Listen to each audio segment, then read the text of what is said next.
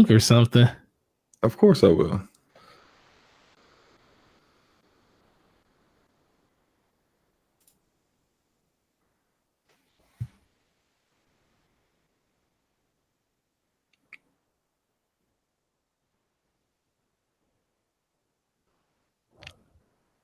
And we are live. What is good, y'all? This is the DPS podcast, episode number 2.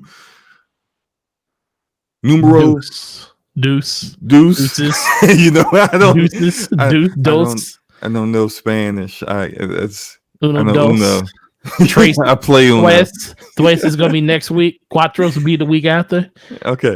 Quatros will be the one that really has technical issues because it's on Solomon's channel. Yeah. Hey, we ain't got no technical issues right now. I don't know, man. We started 6 minutes late. Look, and I was on time. No, you weren't. Barely. You got here. Barely is on time. 8:58. 8:59 is still on time. I had to check to make sure that your audio was good. On time. On time. That's all that matters. On time. I don't know about you though. Hey, look, man. I sent you the leak. The leak. It's a lot of leak. It's a lot of leaky stuff going on right now, huh? The leak. I sent you the link. Oh man, that's don't let I Luca know hear I was this. on time. Okay. Don't let Luca hear this. Oh man, man. Slow. What's up, y'all? What's up, Almighty Spartan? What's up, Artemis? What's good, y'all? I need to go ahead and tweet this out.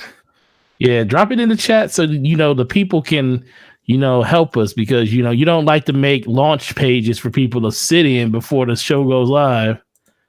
You're doing a lot of complaining today. You've just been real ornery. Are you okay? You need a hug or something? Yeah, I'll always take a hug from you, sir. Pause. Well, hey, that's a big pause right there. But I'm just saying, you seem very. I will take a hug frustrated. For you. When am I not frustrated? My freaking head hurts. Just everything. It's like, I don't know, man. My tooth hurt. I'm just pissed. Your tooth hurt? Yeah, you go to the dentist? The dentist is the one thing that when something like that goes wrong, it's like you can't instantly just go. You got to call, make an appointment. Then the appointment is going to be like 6 days from now. And then on top of that, you're like, my mouth ain't going to feel no better. Hey, so I went to go get some Oragel. My shit is killing me. Well, it's not as bad right now, but like 2 days ago, it was terrible. Like which tooth is it? So I had a root canal about 3 years ago, and I think I never told you, because I told you about my car accident I had back then, right? No. Okay, car accident in 2016. Blah blah blah blah blah blah blah. Person, did some stupid shit, hit me, and then that was it. Broke my femur. So I was out of.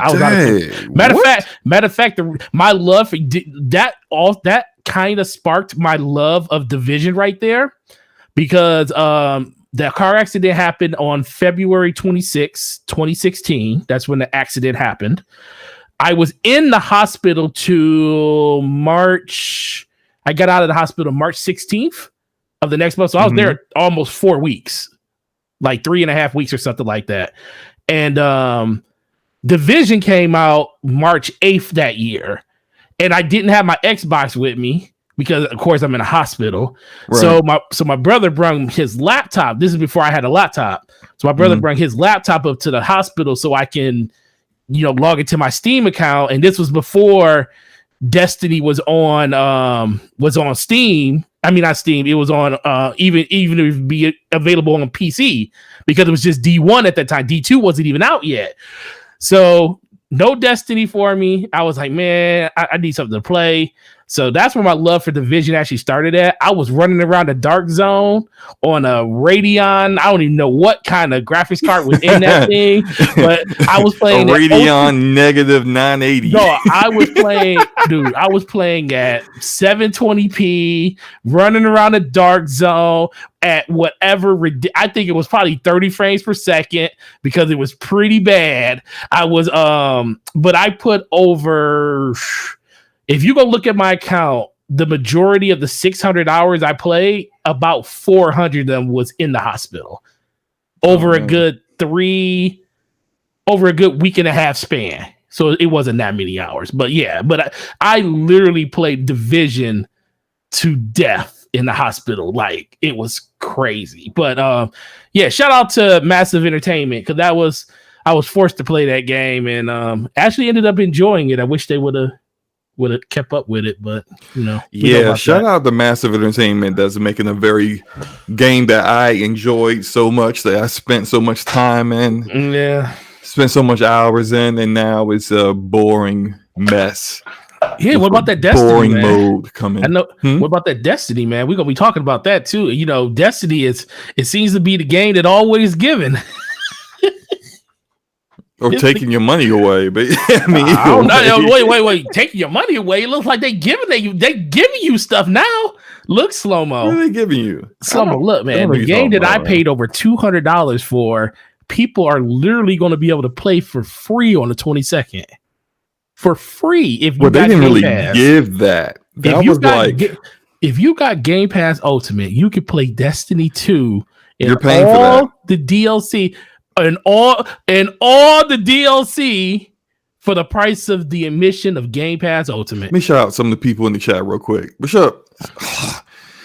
What's up, T-Rock? Are you about to pronounce somebody else's name? Or are you about to call him T-Rex or something? I know. I got a little bit of fumbling a little bit. I'm gonna catch it though. You been drinking today? What's up? I wish. What's up, random guy? What's up, Gregor? What's good, y'all? Hope y'all having a good evening, having a good day. We out here just talking about broken femurs and car accidents and the Division. Unfortunately, like I know y'all don't want to hear nothing about the Division, so we just gonna keep it moving. Before we get into the topics, Forte, tell me what you've been playing, man. Oh man, what I've been playing. So I've been playing a little bit of Among Us. I've been playing that. That is really cool. Yo, I've been seeing so many people play that. What is that about? So it's like this mystery game where it's like you got a person that did a bad thing, and you have to kind of figure out who that person is, and you got people lying to each other and telling stories and fibbing and stuff. So it's like I forgot the name of the game. I used to play this game with like my friends in college, and it was like one of you was the murderer. Yeah, and you gotta figure out who the murderer is. Yeah, it's like that with pixel characters. It only costs $5, so it's down there like the closest thing you'll get to free. But it's really cool, and especially if you're playing with people that it's pretty incredible. I was playing with a couple of my my clanmates that play on Destiny and stuff, and they DM'd me on Discord and was like, "Hey, you got Among Us?" I was like, "Yeah." Who does it for $5? They said, "Jump in." Man, I played that thing for about, I want to say 3 hours that night with them. It was pretty incredible, man. Just listening to the conversations and just watching people just literally have tales. It's like literally playing poker in a video game. It's funny.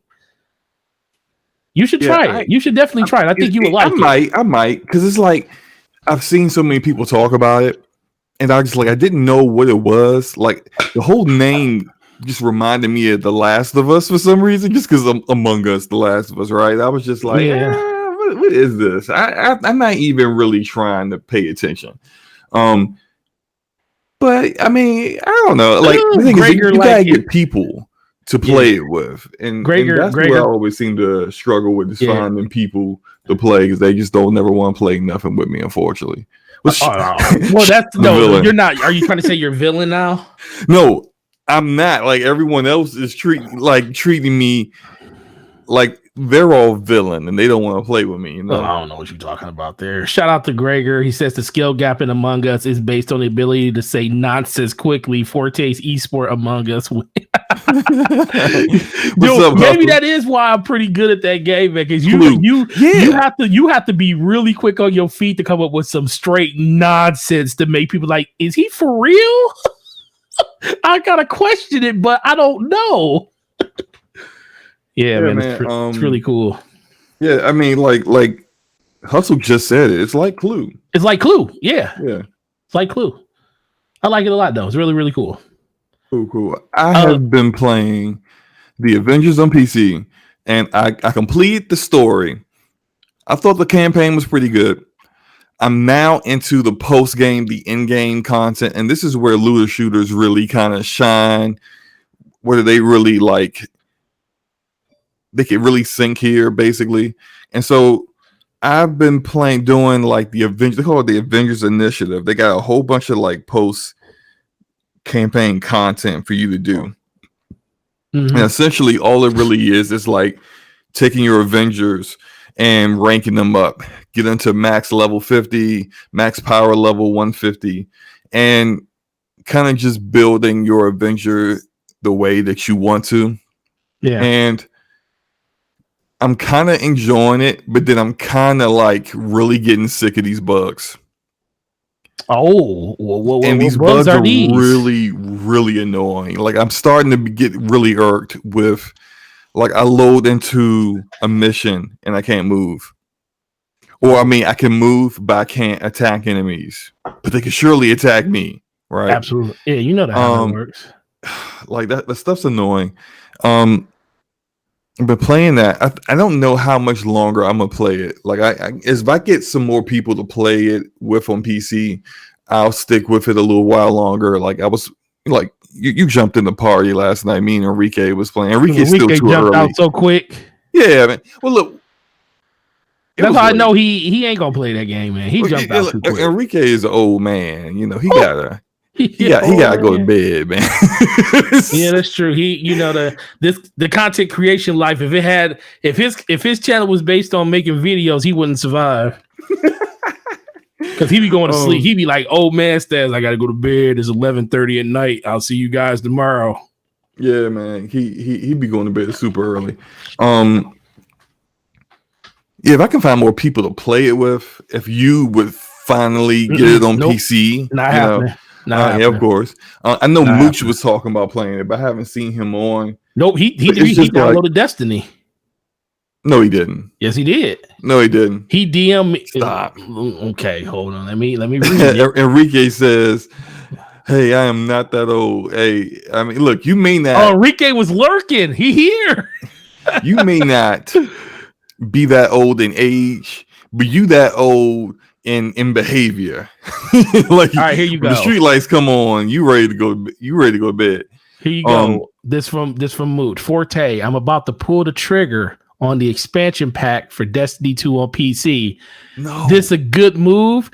No. You're gonna have time to run me through some missions. No, get me back to understanding what's up. I said I'm down to help whenever, bro. He was like, "Thank you." This is not what you want to do. You do not want to get back into Destiny. All you're gonna do, like, people need to remember the hamster wheel. People, yeah, basically. You mad about the hamster wheel? People need to remember how they felt when they stopped playing the game. You feel good temporarily. Yeah, like crack. Until something right? new comes out. Felt good temporarily. Until after the fact, I felt terrible. My teeth fell out. You know. Oh Lord, here you go. What else I've been playing? I've been playing. Oh man, I got. I've been actually. So I hooked up my PlayStation 4 in my office. I've been playing some Ghost of Tsushima. I've been playing. I finished Lost Legacy finally.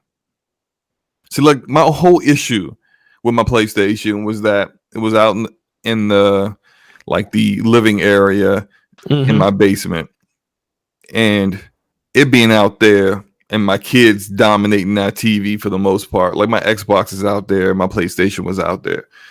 I'm gaming primarily in my office now, where my PC is, and I was like. You know, I told you I bought that capture card, right? I said, let me just start playing some of these games because, what's up, Alpha Wheel? Yeah, what's up, Alpha? By the time I get around to this would be like what my day is, right? Please share. I'm working. What does life look like? So I work from home, and my desk. Like one half of my desk is work, the other half of my desk is play. That's my PC. That's my dual monitors. That's my setup. How small is this desk? Oh, it's pretty big. It takes up like in my Okay, your desk is, office. you got one of those long IKEA desks. No, I got this from Office Depot.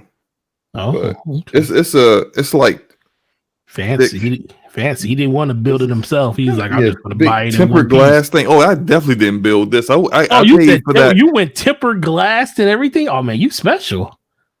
Hey, yeah, look, I did this for work, man. You did Kinda. this for Sort of. kind of, sort Look, of. hey, I work. I mean, if you okay? did it for work, did you at least get an expense report on it? Oh yeah, absolutely. I spent a lot of money on everything. Oh, okay. But Well, good. so all that stuff, my consoles were in a different room, and by the time I get done with work, time, spending time with family, doing some other stuff around the house, I sit down on my couch, turn on the TV, turn on the PlayStation. I don't really feel like playing this right now. Like, I just don't feel like doing anything. I'm gonna watch TV and I'm gonna pass out. So moving it into my office, and so when I have like those moments, because like when I work, it's like I may be doing like straight 90 minutes of work, and then from there it's just me waiting on other people to do things and then getting a call to take care of something. So I get some time to do some gaming. Typically I'm using my PC. Now I'm using my PlayStation. So yeah, finally finished Lost Legacy. Really enjoyed Lost Legacy. Where it ranks with Uncharted series, I must say It's better than 4. Yeah, it's better definitely than 4. It's a better Uncharted game than 4 is. Yeah, it is. I'll say that. Although I enjoy 4, so I don't think it was better It's by not a lot. horrible. It's If just it was better. Longer, oh yeah, I would say that. But because it wasn't that's all what that I like long. the most about 4. The most about it is like it has the mechanics of 4 and it plays like it, but it's not bloated like 4 was. Because 4 is like it has some points where you're like, get this over with. I never felt like that before. Oh well, yeah, I was really engaged with the story. I never felt like, oh, look at you sounding like a straight pony right now. I'm engaged with the story. It's pretty incredible, man. Nathan Drake is the character of the year. Extra words that I did not say. This is crazy. That's what it sounds. You said I'm enthralled. that's what most PlayStation fans say. Like, man, I'm enthralled with the story, and it was like something memorable and remarkable. And I just don't understand why people don't like this game. What's up, Philly the Weapon? What's up, Racer? Sony PlayStation Nation. Are you still going? Like I didn't say any of this stuff. You want me to be that kind of person? I want you to be PlayStation Nation, man. You need to be PlayStation Nation. Facts. I'm good. Chloe's better than Drake. Facts. I agree. At least old Drake, because old I got a family Drake ain't the same as Drake throw all caution to the wind Drake that was in 2 that or 3. was kind of annoying. Like he was gonna keep lying, huh? You gonna keep pretending like you're not out here, shooting an entire platoon of mercenaries and looking for buried treasure. Like, come on, bro. Come on, bro. Yeah. But yeah, so I mean, I finished that. I need to get. I'm finally making some movement on Ghost of Tsushima and just other games in my backlog. Like I never played Days Gone, even though I own it. It's installed. There's some other games that I actually feel like just go ahead and get the platinum on just because why not? So it's in my office now. I'm gonna just start playing it until I finally get that PS5 and I trade it in. So that's what I've been doing. And so you're gonna trade in your PS4 when the PS5 comes out? Yep, probably gonna trade in that One X for it too. No, there ain't nothing wrong with that. I support you 100%. Yeah, man. Look, I'll say this to everybody in the chat. Shout out to the 20 people who are watching right now. You already said you would. Why would you trade in your One X and so you basically saying you're not gonna play with none of us no more at that? What are you talking about? You have a PC. Luca doesn't have a PC. Luca only plays Destiny, so you get off. I said this to Luca. I was like, you don't play nothing but Destiny. I'm not playing Destiny anymore. I'm done. Why? You feel like, you scared to come back? Scared of what? Well, you scared that you go come back and get enthralled trash. In the whole. It's a bad game. It's not good. I don't like it. No, sir. Don't like it. Okay. I'm done with it. I have zero interest in Destiny. I have zero interest in this new expansion. I just don't care. I would rather play other games that I have in my backlog than play Destiny. And so, like Gregor says, I hate the length of Uncharted 4 because I'd rather spend all my time not beating games. Yeah, you might be right. I mean, I didn't beat Destiny 1,000 times over, so I agree. But no, look, this is the way I view it. And I told you about this as well, that I was talking to some of my friends who were part of the reason why I was going to get a Series S, because they still game on the Xbox. And every Friday night we get together, we play games. I don't care what the game is. It doesn't matter. For me, it's just like fun getting together with friends that I've known since high school. And that's all it is, really. We're way too busy to get together in person anymore, even though we all live within like 20 minutes of each other. But, well, one of us is in Atlanta now, but that's not the point. We get together every Friday night, we play. Doesn't matter what we play. It's just got to be a multiplayer game. Sometimes it's like World War Z. The other couple of weekends ago, they got me to play Sea of Thieves for the first time since it came out. And I was like, yeah, I still don't care about this game. But any game can be fun if you're playing it with people who you enjoy the company of and have fun with, right? So that's really all it is. But sometimes, take World War Z, for example, even though that game has crossplay, it's like bad crossplay. There's no matchmaking in the sense that you can't go. It's not like in Rogue Company where you can like friend request people within the game and then know when they're online, whether they're on PlayStation, Xbox, Switch, PC, whatever, and just play with them. No, in World War Z, it's just you matchmake to do missions and you don't know that people are on Xbox playing it or PlayStation playing it or PC playing it. You don't know what platform they're on. But like if you want to play with someone specifically and they're not on your platform, you can't. So I was like, all right, let me go back to my Xbox and play. But like that's why I was going to get a Series S. Just get something cheap. I don't really care. This is only for these situations, right? Right. They came out to me and I didn't convince them of this. They all individually came to this decision. They were going to go PC. And I was like, oh, really? And they were like, yeah, man. Like, well, one of them already got his PC. The other one built his PC 2 weeks ago. The third one's like, I got a gaming PC. It's only a 1060 GPU in it, but I'll build my rig when I build out my office. And I'm like, oh. But what am I getting this Series S for? Because this thing's going to collect dust like my One X right now. And that's no shade to any Xbox gamers or anyone who is like console only. I don't care about PC. Cool. That's you, right? Like if I didn't have a PC, I would definitely be getting a Series X. Just the way it is. But I have a PC and my One X collects dust. And if I got a Series X or Series S, it would be literally the same scenarios of it just collecting dust, never getting turned on, never really getting used. So I'm just like, might as well use it for store credit for the PS5. Okay. Nothing wrong with that. All right. I hear you, King. Let's get into these topics, man. So again, shout out to the chat. Shout out to all of y'all out here. Listen to us ramble. I appreciate you guys.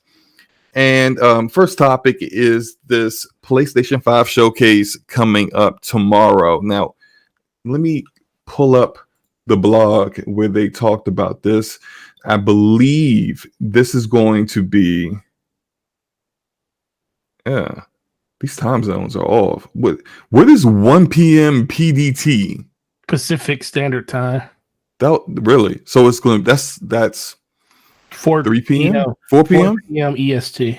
EST. Okay, so 4 p.m. EST. I need to make sure of that because I don't want to miss that. But let's get into these predictions. I love doing predictions. This is where we get a nice little animation that goes across the screen. It says predictions. Yeah. Look, man, we a little low budget right now. We gonna get into. We gonna get that later. Don't worry. We just started. right. So you tell me, as I crack open this Red Bull real quick. You tell me what your predictions are. Red Bull? Wait. Why are we drinking a Red Bull? It's like 9:30 at night, sir. Did you have a hard day at work today? Yes. Sitting at home at your desk? Dude, I often drink a Red Bull when I podcast, which is probably unhealthy considering how often I podcast, but that's not the point. I will literally go to say, because you just basically gave Luca more ammunition. Like, that's why you can't sleep. Because your octave needs to be like 10 levels higher to accurately do Luca. But like, I'm sorry. Oh yeah. Continue, sir. Your predictions. So, predictions. I do think they're going to finally show gameplay of Spider-Man, which kind of is funny because they haven't at this point. I think that's going to happen. Demon Souls. Why do you think they haven't?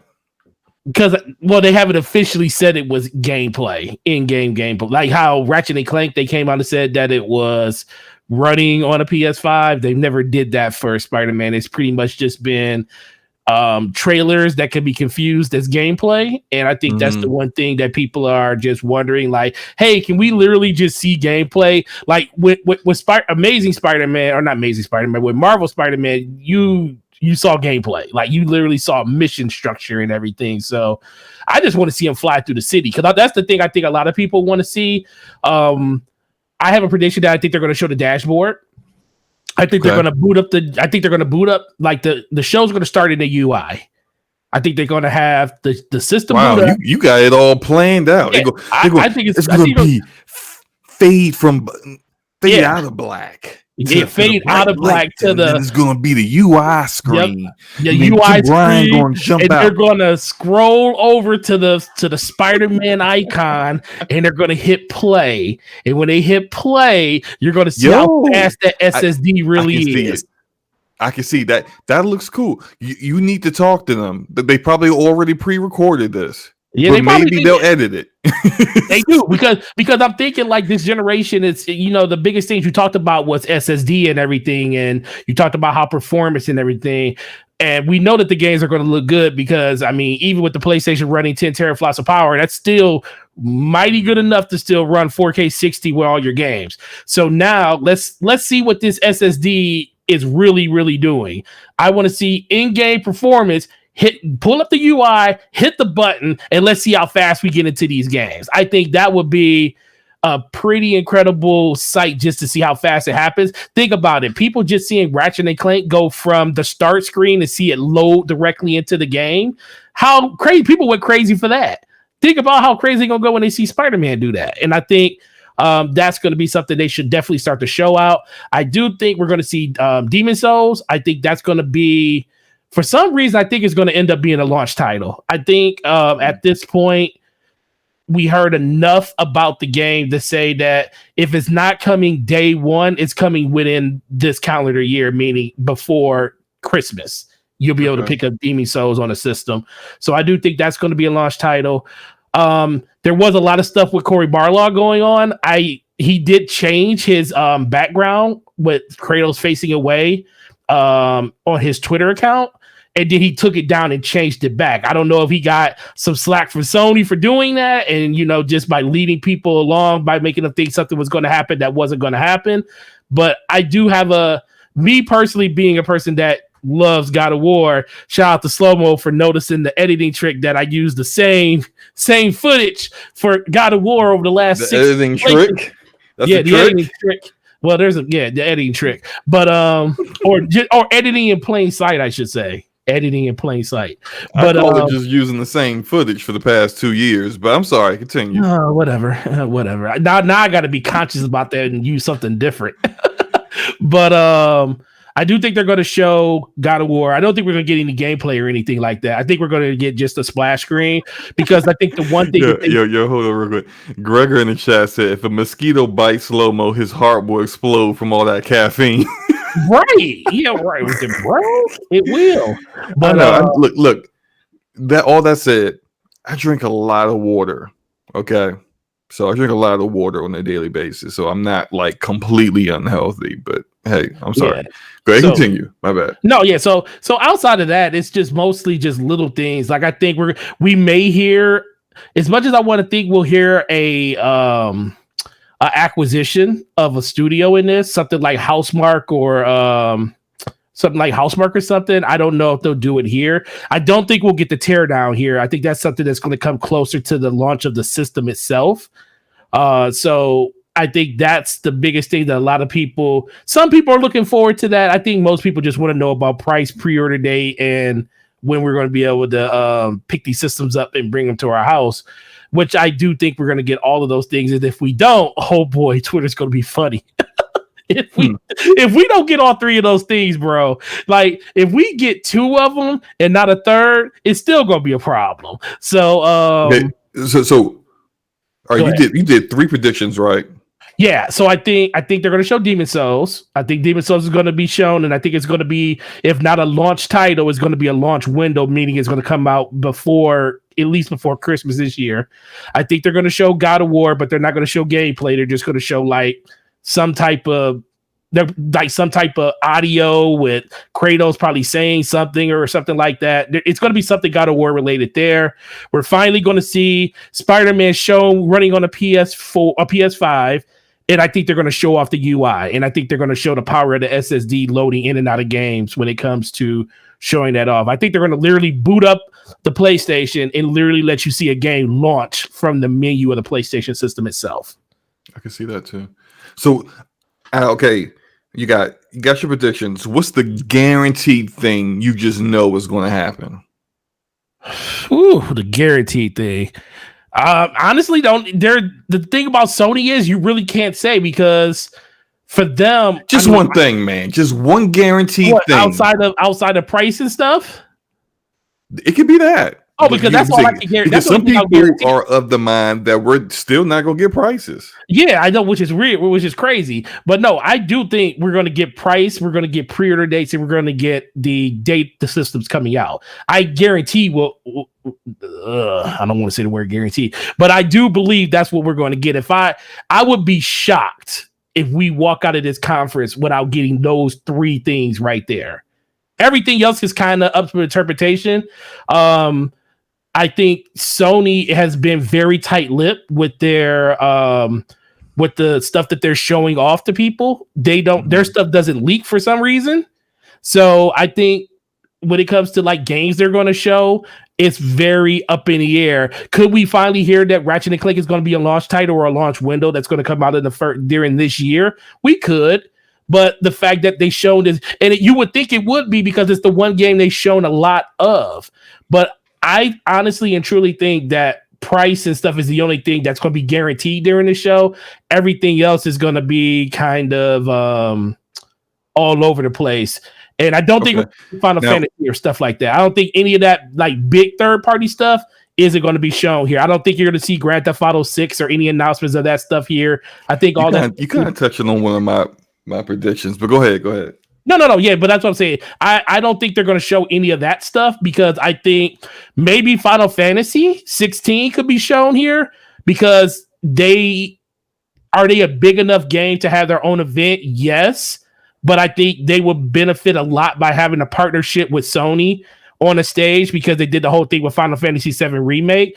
Grand Theft Auto, I don't think that's going to happen at all, because Rockstar is they're just going to do that on their own, and they'll just have Sony there as a part of it, because Sony will go for the ride on that one when it comes to Rockstar announcing their stuff. Okay. Not bad. Oh, give me your price. Your prices for both views.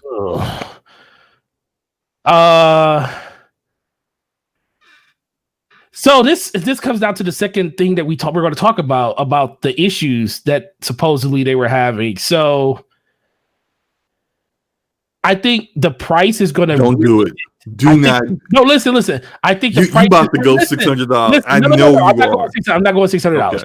No, I think price is going to I think there was a lot that was said in that didn't get said in their denial of all that information, and we'll get into that a little bit later.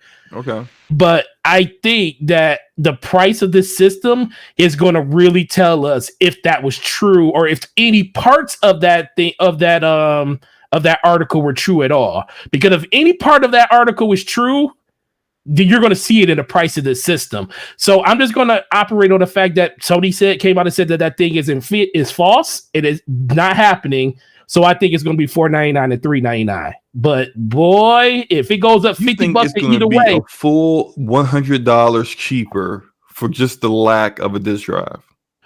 I think Sony. This is the thing.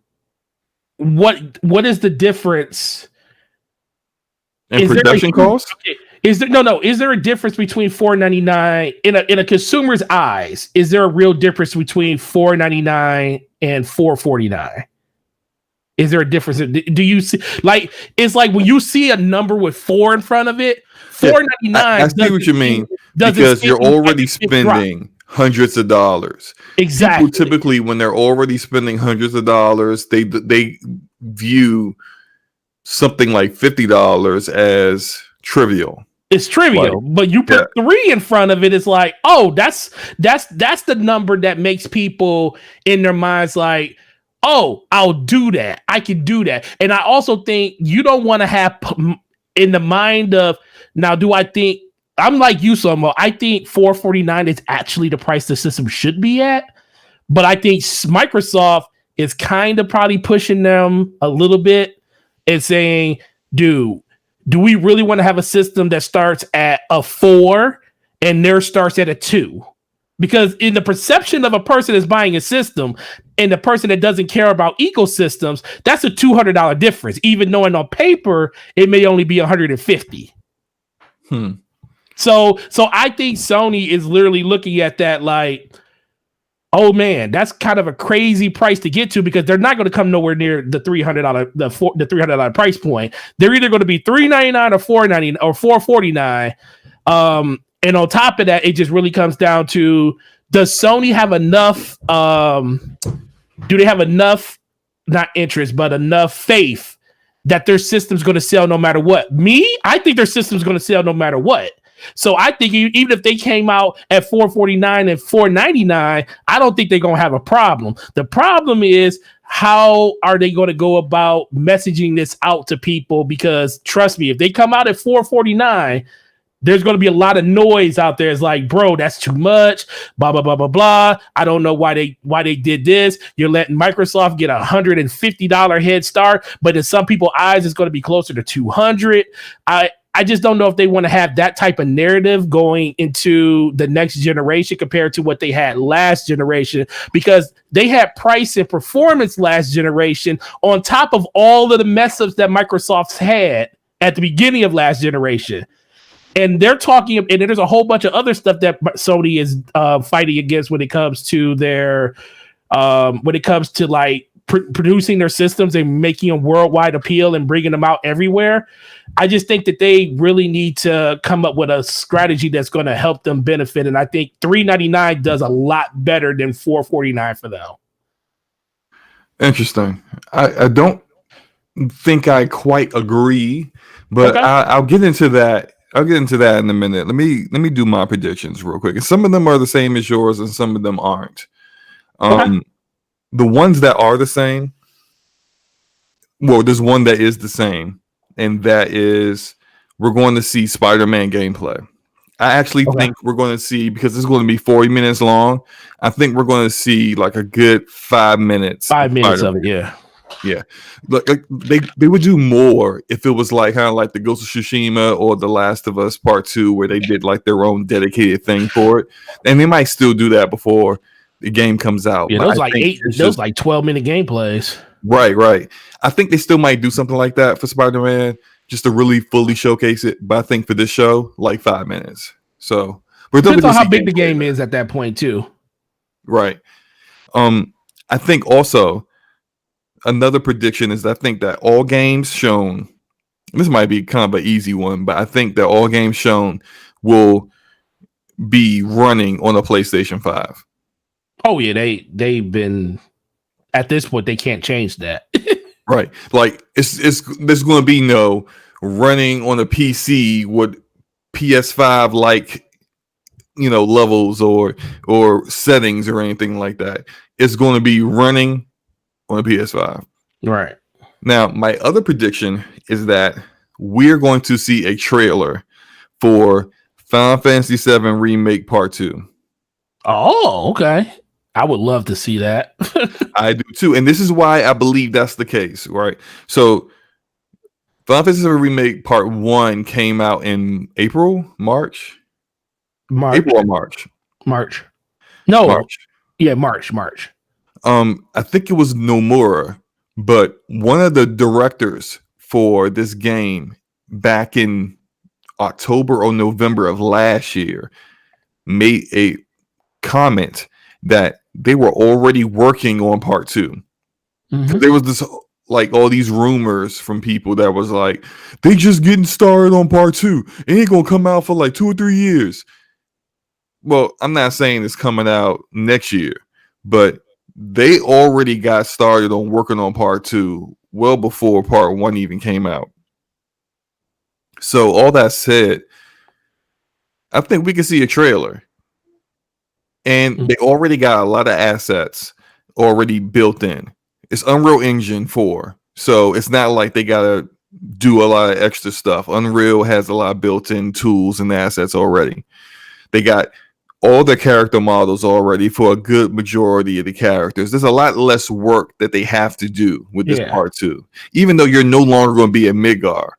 But there's a lot less they have to do to get that out. And I think we're going to see a trailer with no release date, but just, something to get people hyped up. I do agree that Demon Souls will be there, and I do believe it will be a launch game. Mm-hmm. And man, I think I'm forgetting my other one. It's okay. Yeah, I'm getting old, man. You're not as old as Enrique, but it's okay. Right. I'm not that old, but you're winning. You're winning in that regard.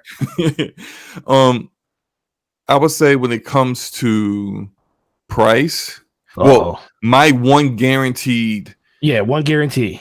My one guarantee is that we will not see any studio acquisitions. Okay. Yeah, I can see that.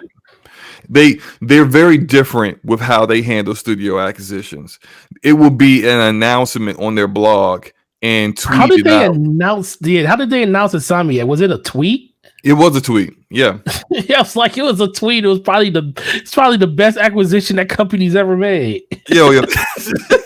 They literally did it in a tweet. It is. That Insomniac acquisition is better. It's literally the best acquisition almost every ever made. That Xbox has made, except for maybe Obsidian and Ninja Theory, but yeah, or Playground. It's up there. And they just are like, let's tweet this out. We got it done. Yep. What's up, Punk? Punk in the chat. What's going on, man? What's up, Punk? So prices, right? So Racer says dementia is hitting.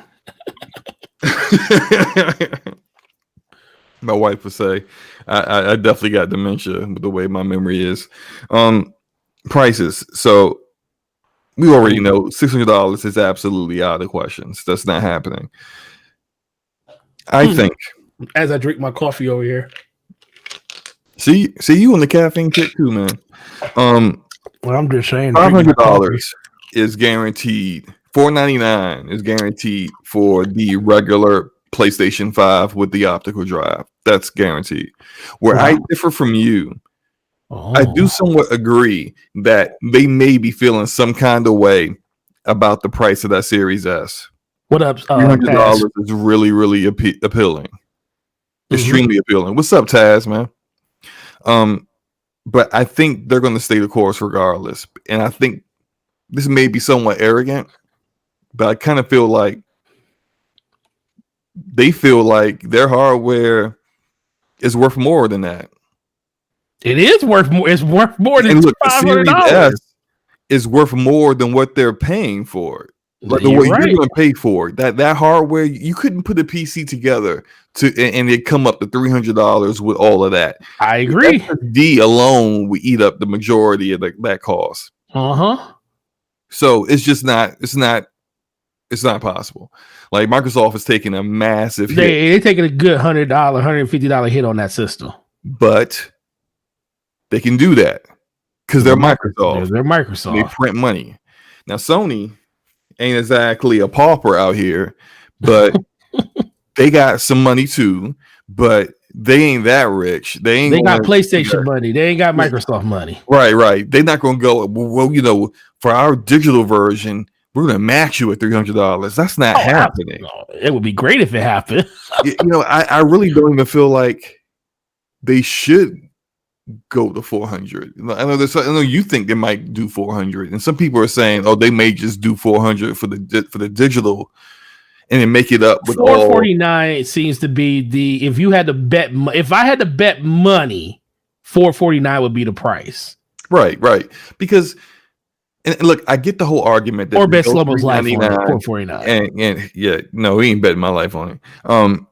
If you go $399, you can make that up with software, and the money that you're making, taking the cut from retailers, because it's still the same price as the retail sales, but that money goes to you and not to GameStop / Best Buy / Amazon, Target, Walmart, whoever.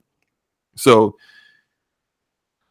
you can say we'll make money up on that, right? But I don't think they feel they need to do that. But let me ask you this though: 450.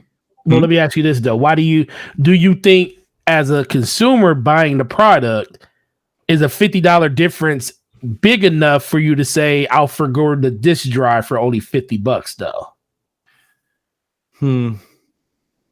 Because to me, just for me, I look at the disc drive just more than just for games. Because at that point, you're talking about as a 4K Blu-ray player, and if you're trading in, especially if you were a PlayStation person from PlayStation and you didn't have an Xbox before, that means you never had a 4K Blu-ray player. At least if you had a Xbox One, you could say, "Oh, I'll just keep my S for the 4K Blu-ray player, and I'll be covered there, and then the PlayStation 5 will be my all digital system." But I'm looking like, if it's only a $50 difference, I'm like, especially if you're a person that likes to watch movies and stuff, I think that will be a bigger appeal for those type of people. Not saying that that's a huge amount of people, but I just look at $50 not being enough to just say, it's not about just giving up your digital, saying I'm only going digital. You're basically saying, no disc. I can never put a disc in this system. That's like the same thing that people say about the Switch Lite. I can never hook this up to a TV. And that is like, if for some people, that even $100 for some people, that's too much to give up. Saying that I can play the same games. I can't speak for everyone. I'll just speak for myself. Right. Outside of occasionally buying a Switch game physical because Nintendo's prices are ridiculous, I have not purchased a physical game since 2016. Okay. You embraced everything digital. Yes, absolutely. Oh, wow. And by the way, shout out to Dirt Naps and our homie Eric. What's up, Eric? Glorious. Yeah, I am not. Look, it doesn't matter. I am not buying a physical game. I'm just not. I'm not doing it. Okay. I am fully embraced the whole digital era. I don't know. I have physical games somewhere around my house. I don't know where they are anymore. I used to, like, back when everything was physical or mostly physical, and then you could buy something digital, but back then you really didn't. I used to take meticulous care of my disc. I made sure that when I took a game out, I put it back in its case. I had put the case back on my bookshelf, and that, I had all that stuff. Mm-hmm. That bookshelf is gone. I used to have like. Is it your kid's room now? No. We got rid of it because we got rid of all of our Blu-rays and DVDs. We just sold them all. You even got rid of the Blu-rays and everything. So yeah.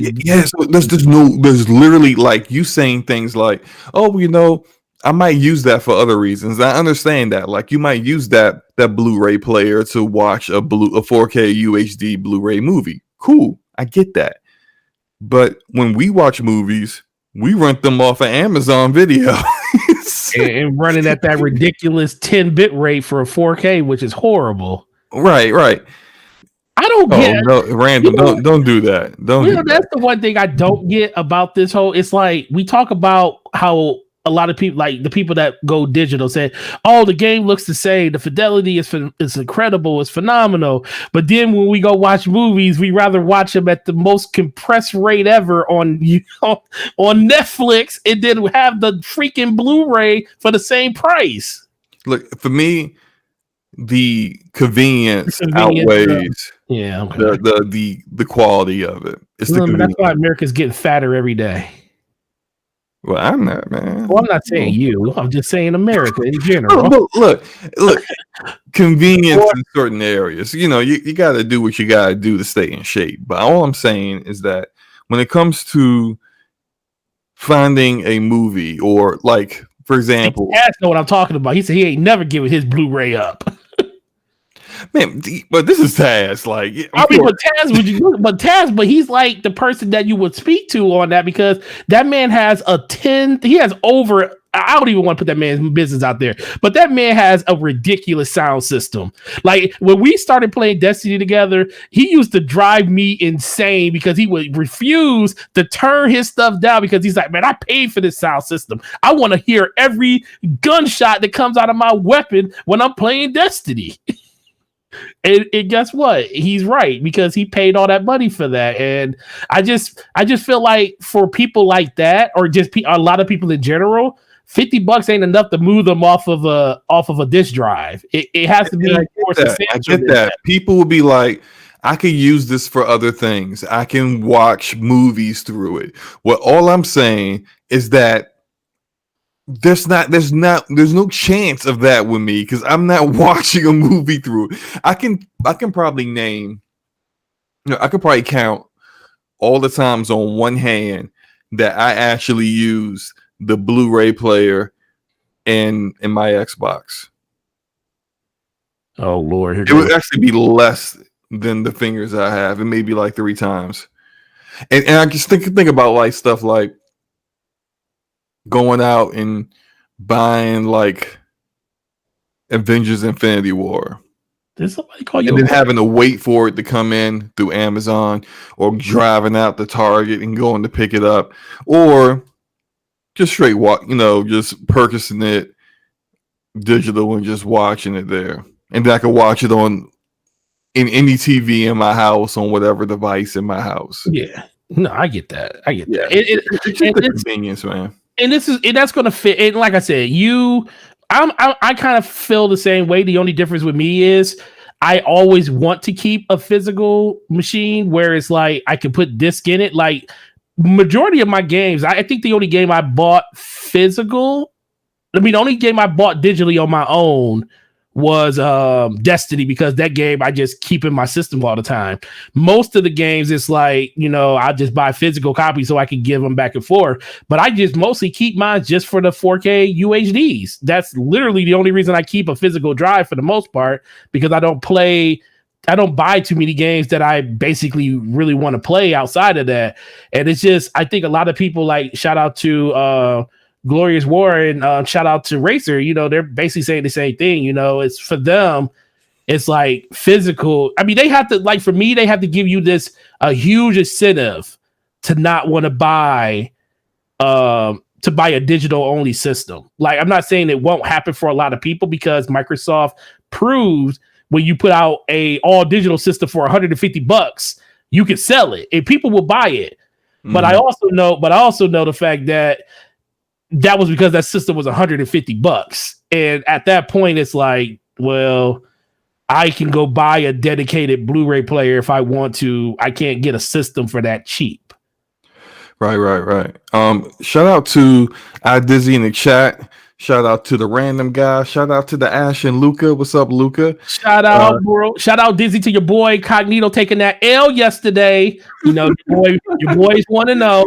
Just putting all you guys on notice. Y'all just lucky I'm not in that the fantasy football league. It'd be a different story. He was hating all day yesterday. I heard day before yesterday. I heard you hating all Sunday. Hating. Oh yeah, I was absolutely rooting for you to lose. You know how it is, man. He's like, man, send me. He's like, man, you gonna be all right. Send me the screenshots. He's like, man, look. look. He said, man, you gonna beat him, man. All you gotta do is hey, look, I didn't ask him to send me no screenshots. Man, he sent it to me.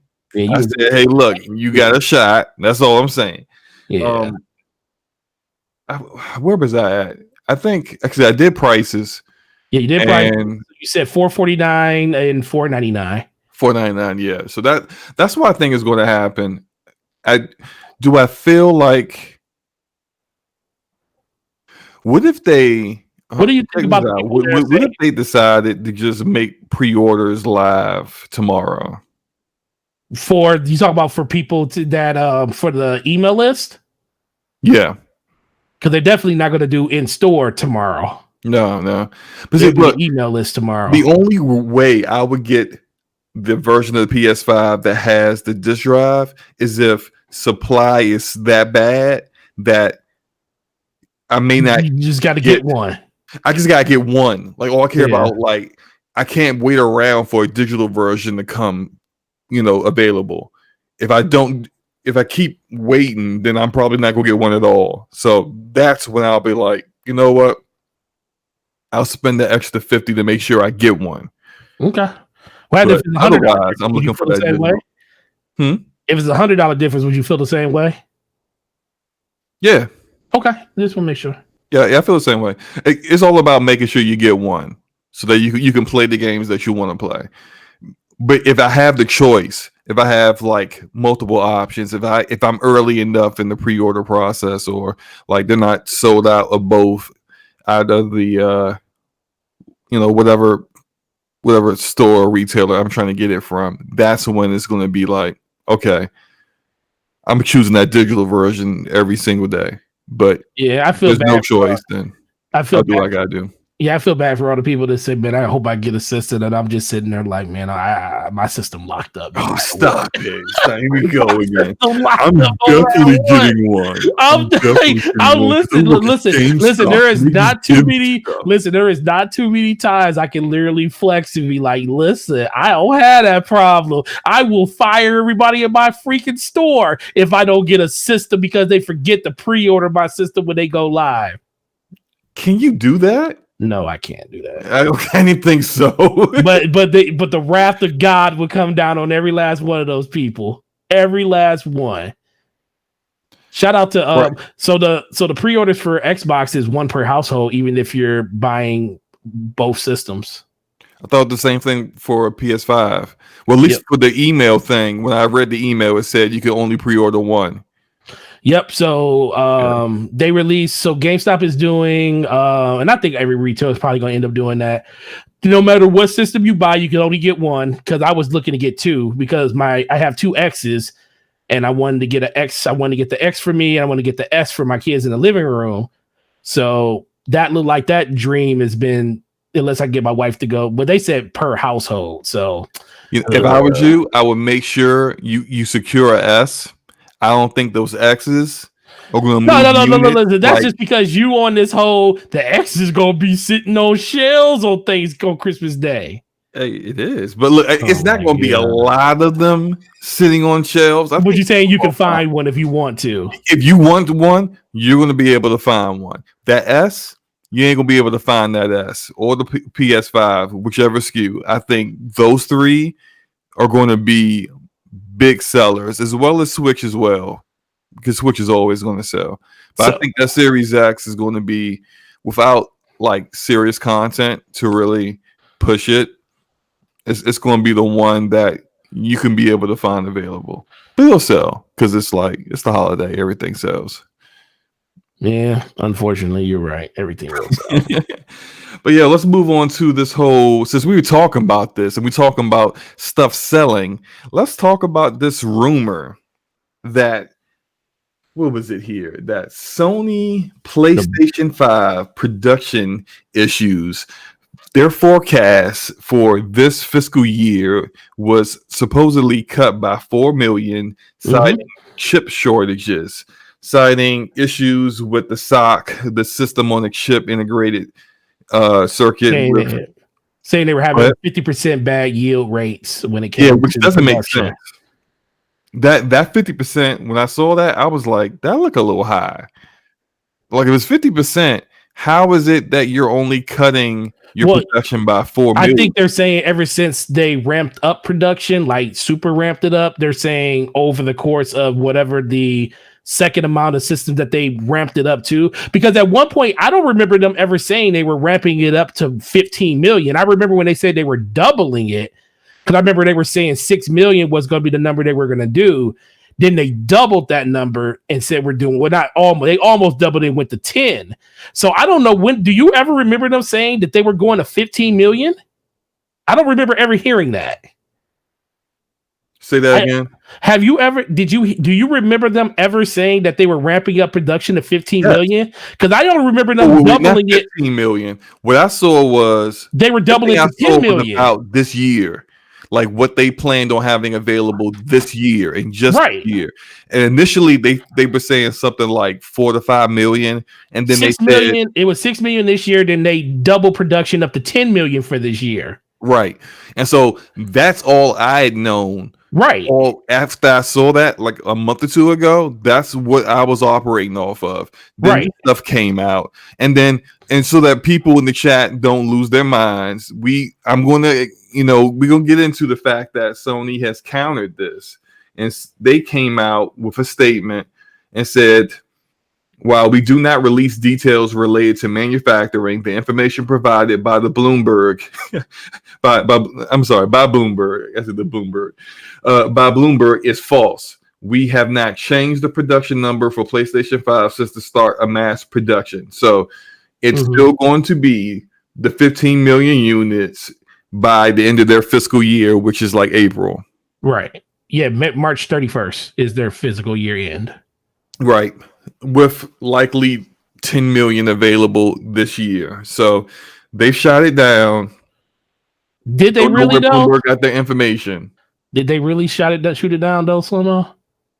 Yeah. They gave the most vaguest. How was that vague? What did you read? What they actually said? They said what was the article about? What was the article about? Bungie said in regards to that was even more vaguer. Talks. That was even more vague. Words. This is false. That's it. Yeah, that was even more vague. But Sony came out and said we didn't shorten our production line. Right? That's what they said. Yeah. We didn't short production. But the whole problem was, are you talking about you didn't short production, or are we talking about? But don't you think if you did, it wasn't about the production. The reason they said they were shortening production wasn't because they just shorted production. They said they shorted production because they had bad yield and 50% of them were failing. So you would think they're not going to sell. You would think they were not going to sell 4 million bricks, Forte. No, who said you're going to sell 4 million bricks? See, look, what you're saying is you're not realizing. This is what you're saying. They said we're not changing our production number, which means they're still going to sell those units with bad yield, which means that 4 million people are going to get a bad PS5. Is that what you're saying? No, I'm not. Okay. No, I'm not saying. Explain your point here. So Sony came out and said that they basically said we haven't changed production. Okay. I'm with you. I feel like if you want to be 100% clear on that, you need to come out and say you need to address the whole article. That's the same thing we'll talk about with Pete Parsons about with Bungie. You need to come out and clarify the whole situation. Not that we didn't change our production line. You need to come up and say, hey, we didn't have any, there's nothing wrong with our production line. We're not having any issues. Basically said that. No, they said we didn't change it. This is the only. Let me go back to the quote. And the thing is, this is something that can't be verified right now anyways, because it doesn't affect 2020. This is the part that is going to be affected is 2021. All these systems that they were making. I need to put the quote on the screen. Let me put this on the screen. The quote that they were talking about, they said, if you look at the tweet says they are going to be impacted. It will not impact this year. They said it will impact 2021. But we won't know if that's truly impacted until 2021 if they just have lower sales and numbers, or maybe Sony feels like they can ramp back up production enough by that time. I'm highlighting their quote. is enough for me to make me believe this whole thing is false. Okay. They not only said that the information provided. So it's when this part here, the information provided the thing by Bloomberg, the information provided. That's this entire report. All the information that Bloomberg said. You say the information provided by Bloomberg is false. Okay, false. All of it is false. Okay, that's how you should. That's how a lot of people are going to take it. That's how anybody should take it because that's how they said it. No, because once they literally came out and said the same thing for Bungie, it said it's different for Bungie because Bungie gave you a 3-word sentence, and we'll get to that later. False. He literally underneath the tweet, it says false, and every last news article went out there and ran. Bungie denies this. Bungie said this. Only one person I forget who it was. One journalist came out and said, hey, which part of this is actually false, Pete Parsons? And Pete Parsons never responded to that. Like, which part are you saying is false? Like, that's kind of a smoking gun, but that's different than this. No, you need to come out and say what part is the whole thing? Okay, well, they're saying, okay, you're saying the whole thing is false. Okay. The whole thing is false. Okay. Go back. We have not changed the production number. The information provided by Bloomberg is false. Like, this is a more definitive statement. When did you ever hear them say 15 million systems, though, Slum? I've never heard them say 15 million systems. That doesn't matter because it does matter because their production number hasn't changed. Slow-mo, their production number was 11 million, but this report says they were bringing out 15 million. If you're only bringing all I know was 11 million. That's what they told us for this year. They could very well have wanted to do 15 million by the end of the first quarter of next year. Okay, no, but when they said their release, they pull up the article where they talked about the production line for PS5. They said for the year ending, which was in March, they said they were producing 6 million systems for year end. Then in July 21st, they came out and said we double our expected number to 11 million or 10 million. That's the last time we heard anything about them saying anything. And it wasn't just for this year. It was for the entire quarter, like the whole rest of the year through their physical year. So when did we hear anything about 15 million being the number, Slow-Mo? I've never heard them. Why do you need to hear 15 million to know that internally that may have been the number? Because Slow-Mo, that's what the article is refuting. It's refuting that you're going to have 15 million systems out by the end of March 2021. That's what this article and they said the entire article is false.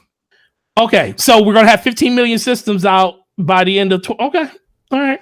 No, it could be because the entire article is false. That they could have very well never intended to have 15 million. They could have wanted to have 13 million. You don't know because the article is false. Okay, so like I said, come out and talk about why this article is exactly false and just saying this whole article. Like, they're telling the reason this came up is the fact that they're saying you're having bad. See, look, I don't want this to happen. You know why I don't want this to happen? Because guess what? If Sony has bad yields, all it's going to do is make us pay more for systems. Because if most of your systems are coming out, and this doesn't mean that they have bad systems. Let's get that wrong. People probably think we're saying that PlayStations are going to burn up or something like that. That's not the case. This is basically just saying that a select amount of the systems that they made or the system on the chips that they made have come back not satisfactory to run at the certain gigahertz that they want them to run at to be sustainable for all of their systems going forward. So it's just like money in the chat is saying that they said the information was false, including the 15 million. Okay, well, if the 15 million is fake, my whole thing is I don't remember that. That's why even in my video today, I was like, I literally said in my video, I don't know about this. I never heard them say anything about 15 million systems. That was the one thing for me that was like thrown off about the whole thing. I was like, they only ever said 11 million systems was the number they were going after. So if they're only going to stick with that number, that means well, they're only going to have 11 million systems. It was the whole 15 million and cutting back to 11, which was the thing for me. So I'm happy they actually came out, and I even said in the video, they came out and addressed this and said that, boom, this isn't a problem. But overall, if this was a problem, all it's going to do is cost us more money for the systems in general. We'll find this out tomorrow, because guess what? If these systems come out being more money tomorrow, you'll know there was actually a little something else going on. But on top of that, think about what they're doing when it comes to like their air freights of the systems and stuff like that. They're keeping these systems close to home for a reason.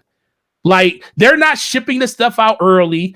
They're literally shipping these from the warehouses, and they're saying we're air freighting these to the United States of America for people to get their systems on time. And that's never, in my regard, outside of, you know, systems not being available in the system day one, I've never heard anything like that. Let me say something about that. Was go ahead. And shout out to Jared, and shout out to the lordsofgaming.net, LogNet. Great website. They said that, and this is in their report here, that originally slated for 15 million in March 2021, then it was lowered to 11 million in March.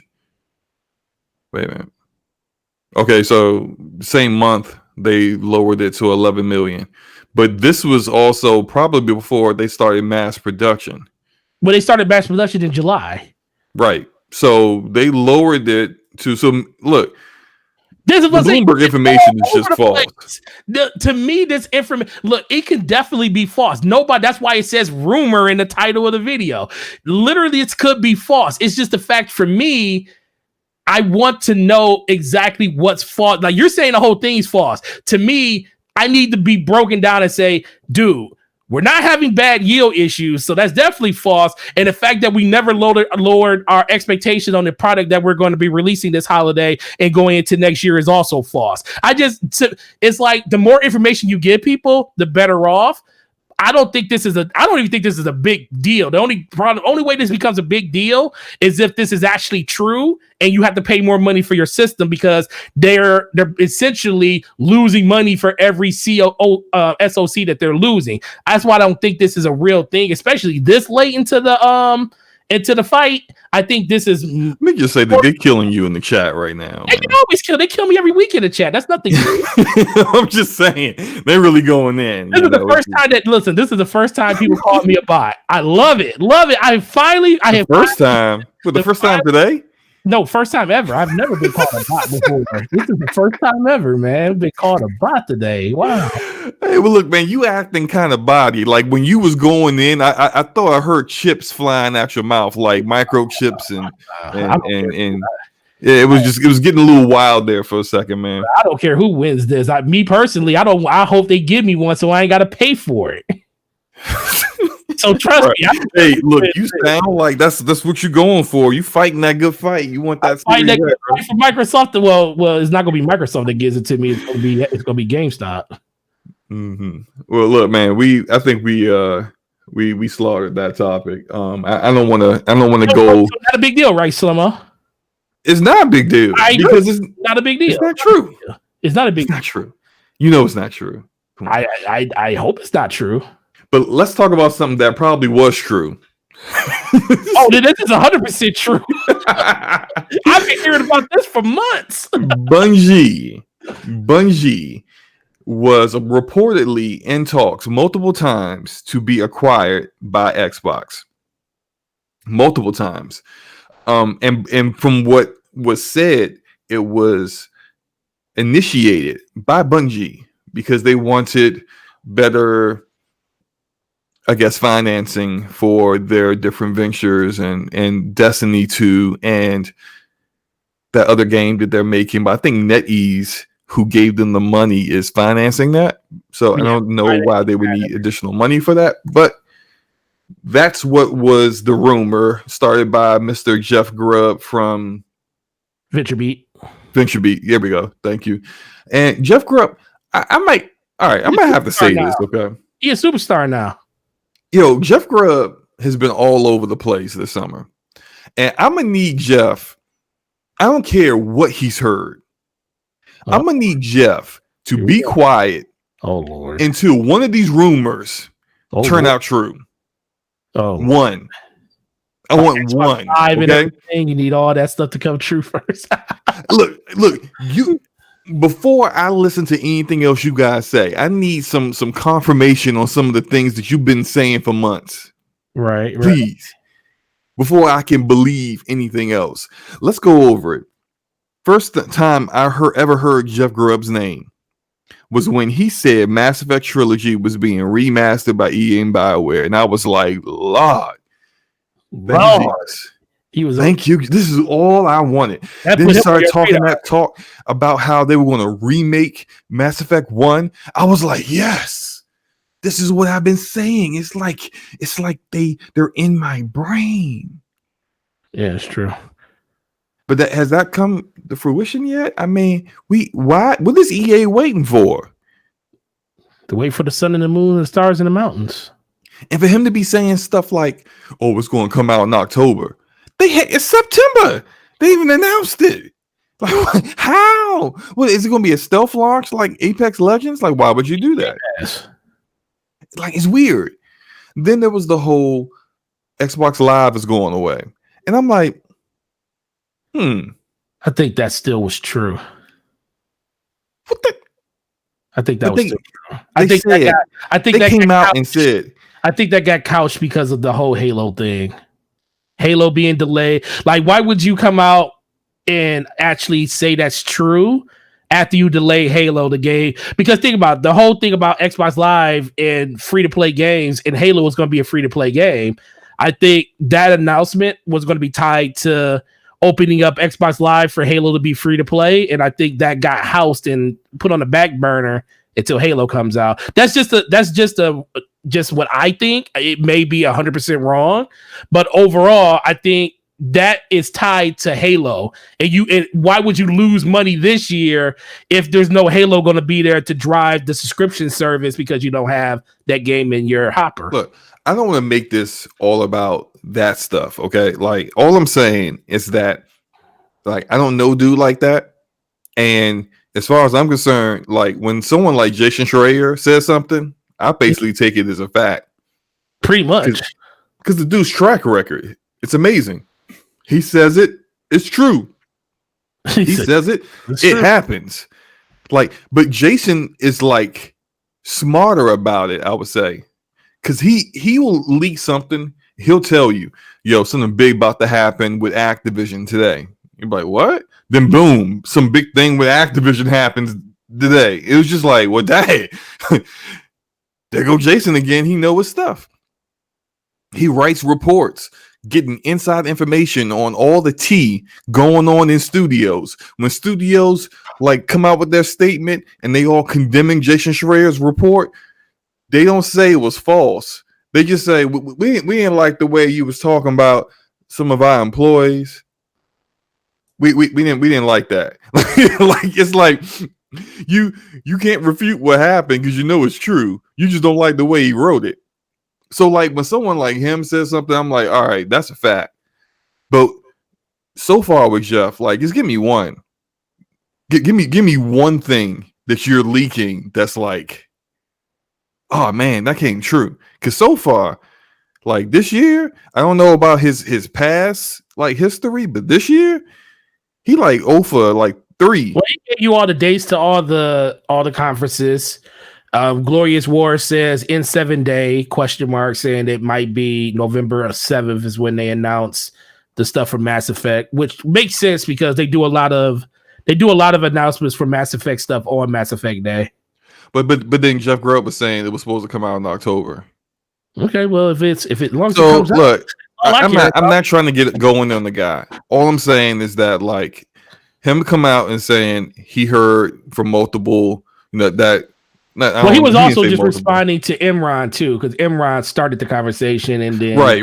I watched the clip, and he did preface the entire thing by saying, "I know people gonna go out and act like this acquisition is happening." He's like, "This is dead. This is done. You know, like this isn't going. There's no negotiations happening right now." So that kind of brings me to my thought about Pete Parsons and about Bungie, because I'm kind of with you on the whole conspiracy theory. Let me open my third eye for a moment, right? Oh, join me. This dude tweets a 3-word sentence. Yeah. This is false. This is false. Period. And I'm like, which part is false? Wait, this is a lot of stuff that came out. Is it all false? Is it just part of it false? Like, we've seen so many times where people like don't tell the truth when things aren't really happening anymore, but something like was definitely going on. And for you to say this is false, is it false that you initiated the negotiations? Was that false? Was it false that it was multiple times that, you know, this negotiation happened? Did it just not happen at all? Like, I just need a little bit more than 3 words. Like, I need this entire thing is false. Give me the Sony statement. This entire report by Bloomberg is false. We have not changed our production number at all. Good day. Like, give me, we have not, ever since leaving Microsoft, we have not negotiated at all about an acquisition. We're never going back to Halo. Good day. Like, that's what I would like to see. This is false. It sounds like a dude who got caught cheating. He just all he got is the Shaggy statement. It wasn't me. It wasn't me. Like, but they got you on camera, right? Like, no, it wasn't me. You in the shower?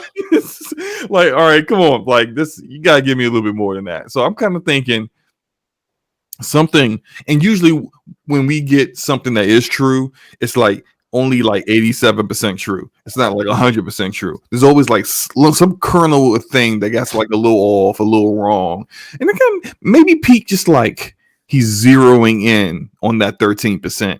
Like, that was wrong. This whole thing's false. Like, you're not negotiating anymore. It's not like Microsoft will come out and be like, "Hey, why you lying? Like, you about to sign this letter of intent. You about to sign this term sheet." Right. Like, it's no more negotiation. So you can just say whatever. Like, I ain't never touched that girl. Well, I never touched. No, dude. Yeah. Okay. I don't know who that is.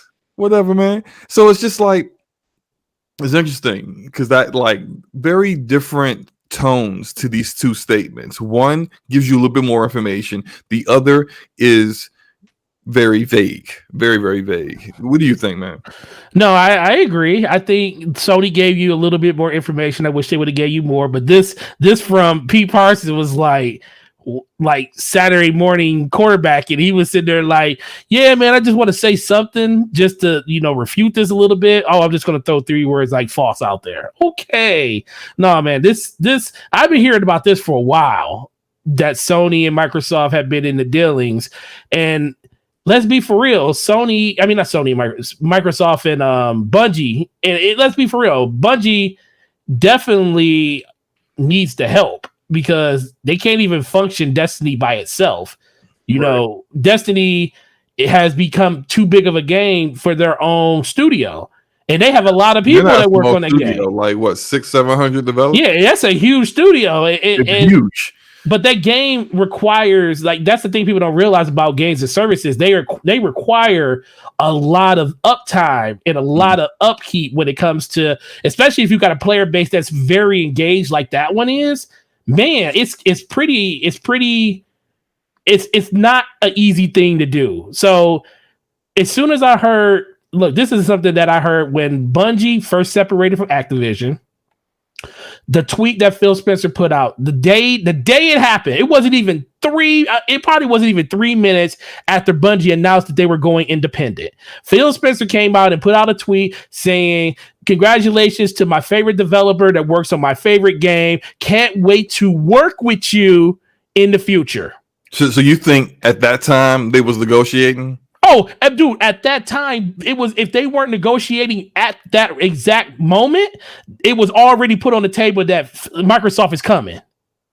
And the thing is, people don't realize Phil Spencer is a huge fan of the game. Like, huge. Like, he plays the game more than people think he plays that game. He's always online playing it. So I think his affinity for the game, on top of his love for Bungie in general, he understands that company probably wants to just keep, like, if Microsoft bought Bungie would still keep control of like, if they ever separated again, Bungie would still keep Destiny as their IP. I don't think Microsoft would take that as saying this is our IP now. I think that would be they don't do that anymore. They don't do that. Yeah, they got that whole limited integration strategy that they've been doing ever since they acquired Mojang and Minecraft. Essentially, your culture is still your culture. It's still your culture. We're not changing your name. You don't even have to change your email addresses to Microsoft, email domains. Nothing. No. You're still you. We do own you, your company, but nothing else is going to change. And from what we've seen from these developers is that they believed it on like the surface level, but always kind of felt like at some point the other shoe's going to drop, and it turns out this is all fake. Yeah, I just think Microsoft. But so far, it's been what they've said. So yes. I 100% believe that it did happen, that Bungie would still be in control of Destiny, that they would still be making all the decisions in regards to the game. They would just have the funding necessary to be able to acquire enough staffing to make more consistent content and bigger content and kind of do what they want to do with it. Or they could use some of Microsoft's other studios to help build stuff in the game. You mean like co-development studios? Yeah. They don't really have a lot of co-development studios. They outsource that to people like Saber Interactive. No, yeah, they do. But that's what I'm saying. They can actually, but that might be another part of it. They could actually start bringing in some. What's up, Mooch? Do that. What's up, Mooch? Yeah, I just think overall, this happened. People, Sony, and I keep saying Sony. Microsoft they're a $1 trillion company. You don't let a company like Bungie just walk through the door with nobody, trying to purchase them and say, "Hey, Bungie, hey, you're an independent studio. How would you feel about being purchased?" Even if that conversation like that happened, they still inquired about purchasing you. So let's be for real. Microsoft has definitely talked to Bungie about this. Now, are they still in talks right now? Probably not. But the other thing that kind of threw me for a loop on this article was the fact that this wasn't even mentioned by Microsoft. This is something that Bungie went to Microsoft about, and Bungie. That's the other thing that I don't agree with that. I think Bungie is one of those studios that's very, very independent, and they value their independence. Well, I can see Bungie going to them, trying to be a partner and saying that how would you feel about being in a partnership like how because Activision didn't own Bungie. Right. They didn't own Destiny. They were a development partner, and they were the publisher of the game. Bungie probably wanted to know how Microsoft felt about that and trying to see if they could enter some type of partnership with them like that. Microsoft was like, well, let's do something better. Is it possible that we could come up with a number to purchase you? You still keep all the rights to your game, even if this deal falls through at some point in the future. You still keep your intellectual property. We just basically publish a game. We own Bungie and everything that they make under that banner outside of Destiny. And you get all the funding you want. And then guess what? Pete Parsons probably said, you know what? That sounds really good. We still keep our IP. Anything that we make outside of that IP, Microsoft keeps. But right now, the only thing they're working on is Matter, which is the game that NetEase had paid them for. And they're working on Destiny. So if Bungie is basically just getting funding to help them make Destiny a better game, which we know is going to go over the next 3 to 4 years, that's a win-win for them. And I think those talks fell through because Bungie is probably asking for more money than what Microsoft is willing to pay. Sooner or later, I just think I think it's going to happen because this is just something that Bungie needs, Microsoft needs. They both kind of need each other in this regard. No, they don't. They do need each other because I don't know. Because I don't see Destiny being the game we want it to truly be unless they get some type of development partner behind it. Okay. Destiny, this is why they don't need each other. And the only reason why this is even going well, you say they don't need Microsoft. I just think they need somebody else to help Microsoft doesn't need them either.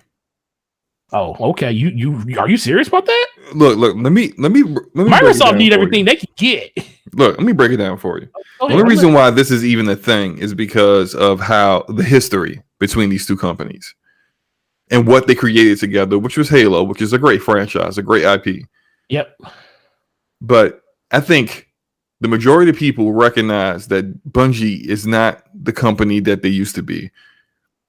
Joseph Staten, Marty O'Donnell, like these old school guys who are so well known, Marcus Leto, like all these people who cut their teeth on the Halo franchise, who made their names off of it. They're not there anymore.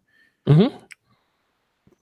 The Destiny community is consistently disappointed with Bungie and how they manage and maintain Destiny, all the while still playing the game and being addicted to it, of course.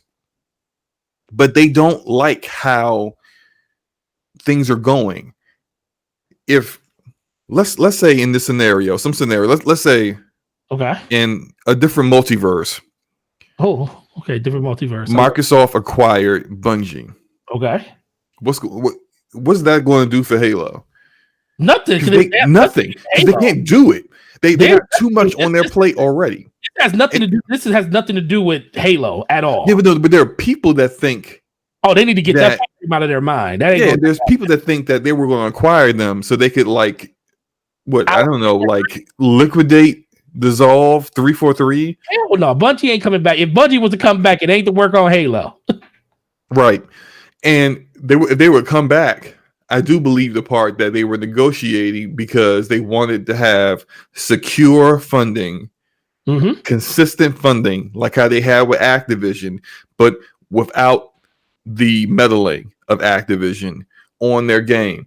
And they would get that if in this multiverse scenario, they would get that with Microsoft. They'd be able to do everything they wanted to Destiny. And that's the problem. Because I don't trust Bungie to do the right thing they need to do for Destiny. How many times do we see people in the Dest community complaining about certain things? And what does Bungie do? Just turn their head. Just like they do interviews and people are like, hey, what's up with the anti cheat? Oh, I didn't know you was going to hit me with those hard questions, Dr. Lupo. Like, hey, what's up with when are we going to finally get dedicated servers for PvP? Whoa, gotta go. I gotta take a leak for like a year. So I need to go. He answered that question. He said never. Oh, that's terrible. They said that's ridiculous. Destiny is built on a peer-to-peer network, and every game that doesn't have dedicated servers is built on a peer-to-peer network. Stating what it's built on doesn't make it better.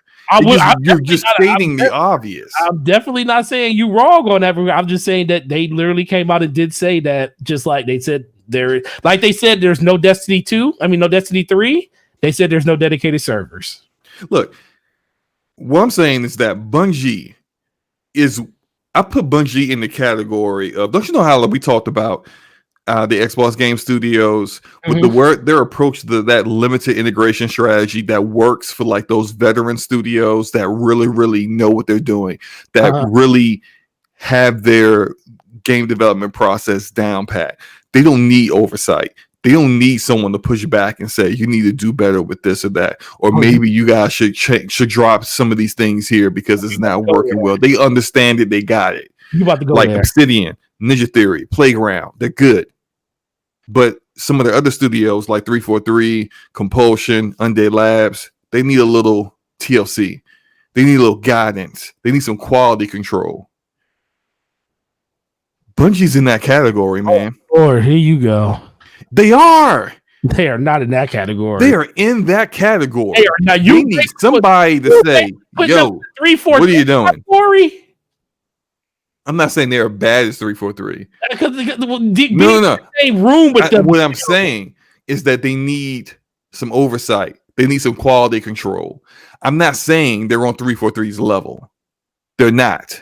They're well above 3-4-3. Like all those studios are at different, categories, but they're all still in that group of they need some direction. And Bungie, I'm sorry, but your community is constantly upset at you. You need some help. The Call of Duty community is constantly upset at Call of Duty, and we don't say this. But they listen to the Call of Duty community. Oh, listen, God. I think that look from what I've heard, they do when they say, "Hey, stop the futuristic crap." Well, that's because next year they stop the futuristic crap every year, but it's also a new game every year. We're talking about the same game that is persistent, right? So it's different. But when you get the same developer that don't listen to their community, that's a problem. That's all I'm saying. They're not the developer for Microsoft, and Microsoft will only be enabling their bad habits. Oh, okay. But they need, you know what? No, I'm not gonna say it. I was about to say something. No, say it. Say it. No. People gonna get mad. Racer in the chat saying slow-mo speaking facts, man. So you need to go give that man what he wants. They need a publisher like Sony. I said it there. I said it. Look, it is what it is. Sony gives their developers the creative freedom to make what they want, yet at the same time they don't just accept trash. When God of War came to them, they was like, "Yo, this ain't it. You need to work on this, make it better." It turned into Game of the Year. Like they need some pushback. Bungie needs some pushback. And hey, I'm not trying to take Activision side, but maybe maybe Activision had a point every now and then. Are you about to agree with me from 3 years ago? No, said, bro, no. From 3 years ago, 2 years ago, actually, you were saying that the contract was fair and that it was Bungie's fault for signing the contract when they had. It was absolutely Bungie's fault. See, I disagree with that. The issue is that Activision gave them that crappy deal. That was the issue. Now, them signing it when they didn't have any other choices, it's like you could sign it or you could lose your IP. So I understood them taking the only deal in town that allowed them to keep their IP. So you sign a deal with the devil just to get your game made. Hey, I don't blame that for them. Like Activision is Activision, but every now and then, if they push back and said, "Hey, that's a bad idea," or maybe your content in between your big expansion should be a little bit more robust, maybe just a little something, like I don't know, but I just maybe they weren't the worst, like they are the worst, but maybe they weren't the worst to Bungie because Bungie minus Activision ain't been much better. Okay, here we go. Hey, I'm not playing the game no more.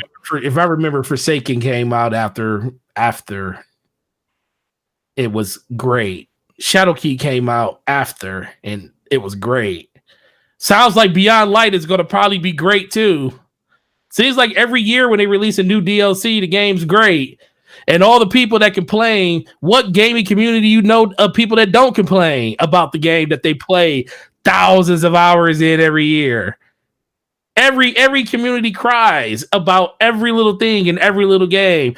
We cry as much as we cry about sunsetting and about them taking our weapons away and about them reskinning our weapons and bringing them back and saying that this is impossible and we had to take these guns away to bring them back and they're going to have better and new perks on them just for them to bring the gun back with the same exact perks that the gun had on it when you said you were taking it away. Even though they do all of this stuff, the game is freaking phenomenal. And right. Thank you, Dizzy. Shadow Keeper's trash. It is Keep it real, man. Shadow Keeper's trash. Yeah, man. Oh, okay. Okay. It wasn't good. Look. I mean, look. You're listening to you. You're invested. Listen, you're the Destiny junkie. Dizzy You know, like nothing we tell you, me, including the chat, can tell you would make you understand. But you don't realize how you look right now. You think you looking fabulous, but you look like you're strung out on that PCP. And so that's all. Like you don't understand. Like this game isn't as good as you think it is. But it's okay because you're stuck on it. I literally play with Luca, and Luca asked me what's wrong with me, and I was like, I hate this game. I tell people all the time, this game gets on my freaking nerves. I hate it, but guess what? That's what drug addicts say. As they smoke in that pipe, they put that pipe to their lips, and they be like, I hate that I keep doing this. I hate that I keep stealing from my mama. No, it's nothing to do with the game. I can't stop, and that's you. No, it's not. I have stopped. Stop stealing from your mama. I literally stopped playing the game a couple weeks ago. I only log in every once in a while. I played with Luca the other day. We did some 1v1s. That's always fun playing Luca in 1v1s. But first of all, to me, the game is just boring. And part of it is partly my fault because I always play the game the same exact way compared to like shout out to Taz and Luca. They're always trying new things in the game, so they don't get burned out on it as much as I do because I kind of go with what works in the game versus like experimenting a lot. So that's kind of a me thing. So when I get burned out on the game, I completely just want to turn the hell thing off and not play at all. But a lot of people feel that way. Content creators feel that way. People in the game feel that way. But guess what, Slow-Mo? This will be Destiny just on September 9th celebrated 6 years of Destiny. And guess what, Slow-Mo? When November 10th comes out and the game goes into Game Pass and all of these people that are taking a break from Destiny, guess what's going to happen? They're all going to come back. Even if they lose 20% of them, 20% of the people they had, a lot of people are going to come back, and a lot of people are going to start this whole thing all over again. And guess what, Slobo? We're going to be complaining about 3 months from now about everything else that's in the game. But guess what? We're still going to be playing the game, and we're still going to love it because the game is phenomenal. You're not loving it. And it's the best you just don't know how to leave it alone. It's a painful cycle. Slomo, you tell me a game that plays like that gives you that type of gameplay, that's out. What game is like it? If you like that type of gameplay, what game's like it? Well, explain the gameplay. What, first-person shooting or the looting aspect? All of the above, everything together. What game has what game has better gameplay? What game has a better looting system tied to that gameplay? What game has better structure in its deliveries when it comes to cooperative play, raids and everything like that? A PvP that may get on your nerves every once in a while, but when you're not being cheated and you're playing on console, is probably one of the best PvP games you can play. Tell me a game that has all that stuff, Slow-Mo. You know what? I'm not going to do this, man. I can't name a game that gets their community defending it when they hate it. Oh, here you go, Slow. Yeah, I can't. What's up, man? How's it going, man? What's going on, brother? Look, man, I'm with you, Slow-Mo. Yo, Dark said, "What? No super chat? Yeah, I gotta get partnered for super chat, so I'm on my way. But we got a little ways to go." Dizzy said Diablo 2. Look, Diablo 2 was one of the best freaking. Oh yeah, do that. You never played. Oh, thank you. Borderlands 2. Sir, doesn't have PvP. Doesn't matter. Yes, it does. I said that has all these things. It does. Shooter, looter, better loot. PvP? By the way, what makes the game Slow-Mo PvP? By the way, better story. By the way, better characters. By the way, I agree. Doesn't have PvP. Doesn't need it. Yes, it does. That game, Borderlands 2, ain't need no PvP. No, I'm not saying Borderlands needs it because Borderlands settles an itch for people that want to play that game. But once you're done with Borderlands, you're done with it. If you want to keep playing Destiny, I wasn't. I played over 3 300 hours. I played Borderlands for 2 years. I did too. Great. Very long time. And I missed out on so many games. I missed out on Red Dead when it came out because I was just stuck on Borderlands every single day. Shout out to David. What's up, man? David. He said Warframe. Warframe's a good one. Oh man, Warframe was my original Destiny before I just couldn't do it. And look, I think I'm gonna hit that point with Destiny at some point too, because Warframe, I think when Diablo 3 came out, I stopped playing Warframe as much as I was playing it. And then I transitioned from Warframe to Destiny. And I mean, not Destiny, from Division to, not Division, from Diablo 3 to Destiny. And I just never looked back. Oh, here's another good one. Because The Last of Us Part 1's multiplayer. Didn't they finally just turn the servers off for them people? They were just like, look, man. Did they? Y'all gotta go home. Y'all don't want to leave. I need to get up out of here. It's been like 7 years. Y'all gotta go. Really good multiplayer for the first, but it's not on PlayStation 2 though. PlayStation 4. I mean, they have Last of Us Part 1 remastered over here.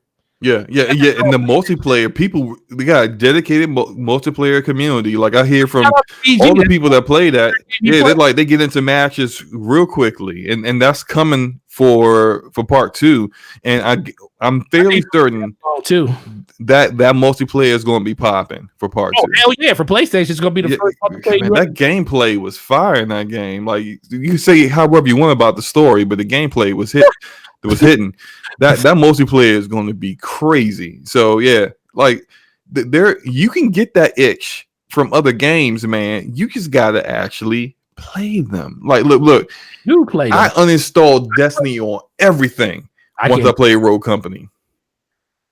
That's fine. Because the only reason I was keeping Destiny around was for the Crucible, for that PvP itch. That's only reason why I would play it. Now, no reason for it. But I actually enjoy PvE more than I PvP. And that kind of threw Luca for a loop. She was like, you actually like the PvE in this game more than PvP? Yeah, I am more of a person that will raid. I like to do all of the stuff in the game that's not PvP. PvP for me was like kind of the thing I did at the end that I just happened to be really good at. And who doesn't like to keep playing the game that they're good at? So I mean, look, I'm with you. I 100% agree with you. Destiny is a crack. It is a drug. It is a job that you can't get away from. I will not dispute that with you 100% at all. But a lot of people love that game, and it's probably not but it's one of the most successful games this generation. And that Racer has a question for you. Get away from Bungie. Racer says, "Can Forte explain why he plays a game that objectively said sucks?" Oh, why I say it? Because I can be honest with myself, dude. Listen, I told the story before. I didn't like Destiny when it first came out because my expectations of what the game was shattered when I played Destiny 1. Being a person that loves Bungie, I expected a lot better of a story, a lot better of the overall scope of what the game was going to be. And come to find out, when Destiny 1 came out, when we played the beta, we pretty much played 30 to 33 to 40% of the game in the beta. That wasn't a good look.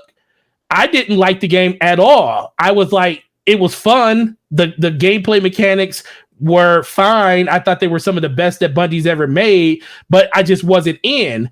And I told all my friends then, I was like, man, when Master Chief Collection comes out, I'm out. Because I was like, I'm never going to play. I'm going to uninstall this game, and I'm playing nothing but Halo Master Chief Collection, because that's where I wanted to go for my multiplayer itch, and just to play through all the games again. And that game ended up sucking. Like worse than I ever thought a game could ever suck in my life. And that's probably why I'm so hard on 343, because they literally took the one thing that would have took this addictive habit I have for Destiny and put it on the back burner. But guess what? The game was unplayable. You couldn't even go into lobbies. The whole jumping between games didn't work. It was something that literally pissed me off to the point where I just stopped playing games for like a good 2 weeks. I think the only thing I would play in that time was Battlefield 4, because I was still kind of playing that. It just killed your desire to play games, period, huh? Bungie, not Bungie. 343 made me not want to play a game because I was like, I really don't want to play Destiny, and I really am not playing Master Chief Collection.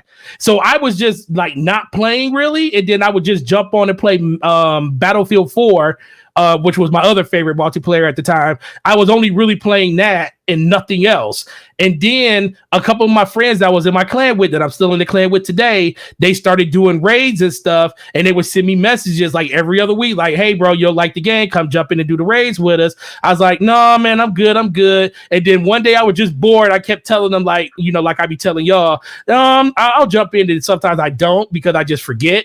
And they kept calling me out for it. And I was like, all right, man, I'll just jump in and do the raid with you. And let me tell you, the first time I finished a raid in that game, it was one of the most incredible experiences I had, because I was in there for 7 hours doing this raid, doing Vote of Glass. And it was some of the hardest content I've ever done in my life. And the satisfaction of beating it washed all that stuff away. Now, I still have problems with the game overall, but then I started saying, okay, well, if I'm going to play this game, what are the things that's going to be fun for me to play? Can I interject for a moment? Yeah, go ahead. You wax poetically about the Vault of Glass, which I will also tell you. I agree. Amazing raid. It was great. Why is it that it's still the best raid? I don't think it's the best raid. Cognito does. He thinks it's the best raid in Destiny. Most people do. They're wrong, but okay. What? They're wrong. Look, Vault of Glass is the best raid. It's also their first raid. That's called, which means that there's been diminishing returns ever since. Right. Look what Sortat says. Guess what Forte's playing tomorrow? Destiny. We running those strikes for those double drops, man. We're done. I'm done with this topic. I don't want to hear any more about Destiny. We've been talking about Destiny for the past 20 minutes. Slow-mo. We got 41 people falling asleep. Well, it's relevant because it's going to be in Game Pass for all you guys on the 22nd. So everything that's available right now. If you have Game Pass or Game Pass Ultimate, or even not Game Pass on PC, not yet. That's coming next year. But if you have Game Pass, you can just install Destiny and all the relevant content it has right now, and enjoy the amazing gunplay, and then get burnt out in 2 months and uninstall it. So yeah, there you go. I don't know if a person that jumps in now will get burned out in 2 months. It's too much. Yeah, well, you notice how many times have the Brat crew said, "Yo, I'm getting back into Destiny." Well, like at least 3 times. That's a bunch of. Why frauds. they keep leaving? Bunch of frauds. Oh wow, they all frauds. So B Money, just you, Eric. Enrique, you guys are all frauds. Enrique is a fraud when it comes to him. I'm gonna jump back into Destiny. No, you're not. Slow-mo, I'm gonna play Destiny. No, you're not. You know what? I don't say that. I'm gonna buy the DLC for you to jump in and play Destiny with us. Okay, Forte jumps in and plays what? 3 hours, and then I'm out. Wait, because you bought it for me? I am beholden to play it every single day, even when I'm not enjoying myself. In 3 hours with one of my best friends online to play the game that I like playing. If I put money down to help you get it, I did play with you. I did play the game with you. 3 hours. That's it. Look, what you bought was. I bought you a DLC to get you. I bought you the expansion pass, which was $34 to get you caught up. Yes, which was objectively the worst content in the entire game. Right, but so what's your? When I played that, okay, go ahead. No one else was playing it. All the guns that people got from it had already got. Like no one was trying to play that content to give me those kind of weapons. So why are you getting me into this Destiny talk? I don't look. The game ain't that good. It's overrated. Done. I'm not talking about this no more. We done. No more Destiny. But see, Saber. See, this is what I feel like. How Saber 06 is that Vogue is the best. Random. We just gonna ignore me. Listen, I think he's onto something, because I don't agree with him saying it's the best, but I do agree with him. A lot of people say it's the best because it was their first. I can separate the fact that Vote of Glass was probably an experience I will never have again in Destiny because it was my first time. I disagree with that. I've had a lot of firsts. things. My beat, but pause, that weren't the best compared to later experiences. no, So but in this regard, Voda Glass was strong enough to be one of those things that could anchor you in time and say that was like the best experience I ever had in Destiny. For me, King's Fall was that, because I'm all about the technical aspect of Destiny. Everybody's doing something. That's why I kind of feel like one of the newer raids, the one with I forget the name of the raid with the not Fallen, but one of the raids that's in part 2 that has that in it. I think that's one of the best because it kind of mirrors a little bit of what King's Fall and what the Crota raid was like. It's very, very fast paced. It still has some technical stuff. It makes everybody feel like they have a job to do. And I feel like those are the things that make Destiny raids really good. I just don't like the fact that you don't have hero moments in Destiny 2 because they put like respawn timers and stuff in the game. But like, to me, like King's Fall all day and every day will be one of the best raids you will ever play. Long as hell. That's probably why a lot of people don't like it, but it's really good. Can we kill this topic? Because I'm done with Destiny. I'm almost as done with Destiny as I am with this topic in this podcast right now. Oh, so Sertaz says y'all should make a rule that you can't be a guest on a podcast unless you have gamed with them that week. When was the last time you gamed with us? Mr. PC High and Mighty. When's the last time you Road Company? When? When's the last time was that? I don't know, man. A couple weeks ago? About a month ago. A month ago? Hey, look, that's on y'all. I play Road Company all the time. Blanks. Because I play Road Company all the time. So we need to make a game. He's talking about playing games with at the panel. So we saying it's like you get invited to a show and you haven't played games with any of those people. Oh well, yeah, well that's So like, I mean that would be. Thing is that like you gotta figure out how to get those people to play those games. Artemis, let me not go. Does it? With people with schedules and stuff, that could be really difficult. Stop it, Racer. I do not make you. I do not make you use alcohol. And I don't make you use cocaine. I mean, it's nice to know that you feel that way. I guess I love you too. We coming around on 2 hours. Let's wrap this up. I think we had a pretty good show, except for that detour into Destiny Hell that we had for like 25 minutes. If you bring Forte, you just mad it's not Division. No, I don't want to talk about Division because Division sucks right now. So okay, and at least I can admit that Division sucks, Destiny sucks. They all suck. I'm looking for Godfall Outriders if I want a looter fix right now. Period. You tell me what you have been, what you got planned for your channel, and just anything else you got going on in the next week or so.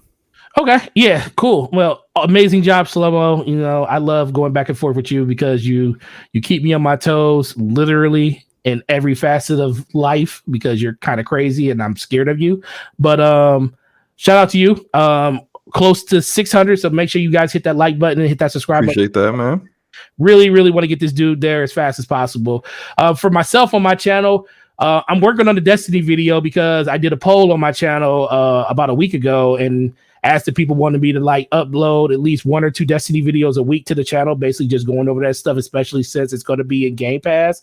I play the game enough as it is already, and some people gave me some really good feedback on stuff like that. So definitely going to be working on that, basically on how to get into Destiny by the time the new DLC and everything comes out. So be on the lookout for that. And then I got a video about Game Pass coming up because there's a lot of cool things hitting Game Pass that should be hitting your inboxes tomorrow morning. Outside of that, man, just playing games and talking to my friends. That's basically what life is right now. Cool. And yeah, absolutely. If you guys, we got 37 people still in here, and shout out to everybody that came through. I really appreciate you guys. Thank you for checking this out. If you haven't subbed to Forte's channel, he just hit 2K. He is doing really well.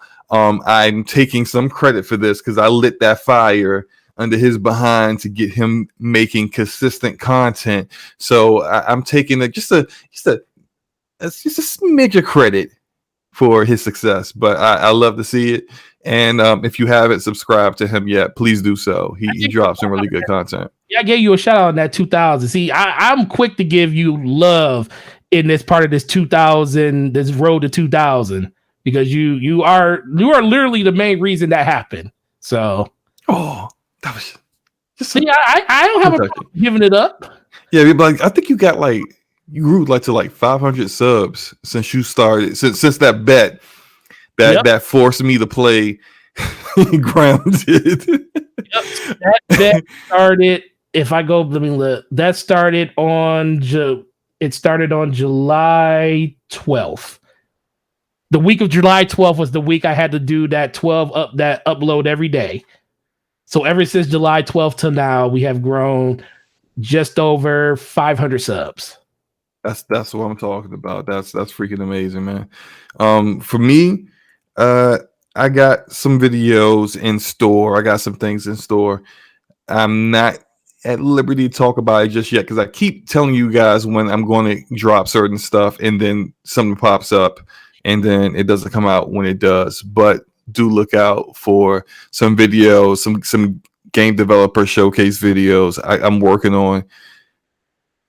I just got some stuff in store. I'm still going to do the Mass Effect 2 suicide mission, final mission stream. That's going to happen. I just don't know when it's going to happen. It's all about timing. The remaster is going to be out by the time you do that. No. Look, it's going to happen within the next week. Bet that. No, I was saying I was telling Salty, thank you. Yeah, I got a review I'm working on.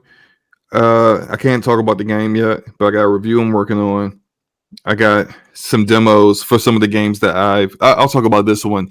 The RPG game deck that's very close to Disco Elysium and has a lot of choice in it, a lot of different narrative paths and trees. I got the demo for that through Steam. And I mean, that's nothing special. It's if you have PC and Steam, it's looking good. Yes, Taz, I'm doing a video on Boundary as well because Boundary is looking sweet. So all that stuff's coming out soon. Hit the like button if you haven't already. Hit the subscribe button if you haven't already. Support your boy. But we about done, man. Anything else you want to say? No, man, really appreciate you guys, man. Just keep doing what you guys have always been doing over the course of the last couple of months and stuff. Just support, even if it's not us. Support all the shows that we're on too, man. The people that give us the avenue to, be able to talk to you guys other than just today. Shout those guys out too as much as you can, man. It's all about helping everybody grow when it comes to this community now. Yeah. Let's let everyone know of combined all the podcasts that we're going to be on until next episode. So we got Brap. Yes, we got Brap. Basement Radio Arcade Podcast. Shout out to Enrique B. Money and Eric Jackson. That's tomorrow, 9 p.m. Eastern. We got Crossfire. Shout out to Mooch and his panel with Xbot, Crap Gamer, Gaming Forte here, as whatever guest that may be showing up. That is 7 p.m. Eastern. We got Scumcast with the Ash and Luca on Saturdays at 4 p.m. Easterns, and that's me, Luca, all day. The metaphorical oracle, the meta. Hustle and Motivate. What's up, Hustle? And and then we got Primetime Gaming on Monday. There we go. So look, man, I was forgetting. We got too many shows, man.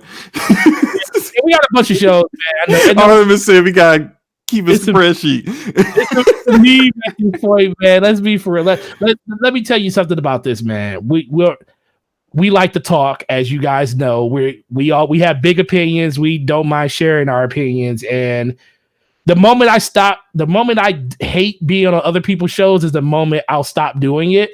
The biggest thing for me is I find this fun. It gives me a chance to just talk about the things I love the most. I don't really talk about this type of stuff at work that much because most of the people in my job don't care. They just like, oh, okay, we'll just take what Sony or Xbox is giving us.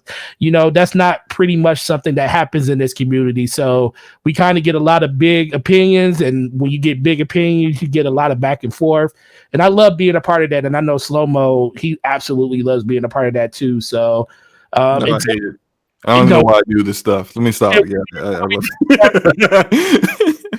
No, man, we appreciate everybody that shows up to all the different shows that we're on, man. It may be a lot, but trust me, we enjoy doing it. The moment we stop enjoying it is the moment we'll stop doing it. So shout out to you guys, and you guys have a great week.